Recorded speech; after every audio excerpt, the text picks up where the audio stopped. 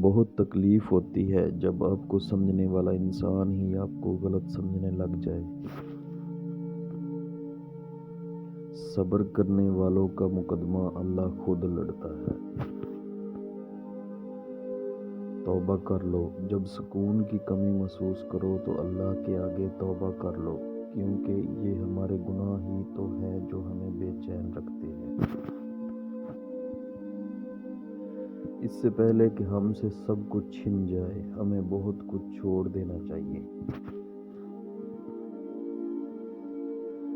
امیری یہ نہیں ہے کہ سامان زیادہ ہو، بلکہ امیری یہ ہے کہ دل غنی ہو۔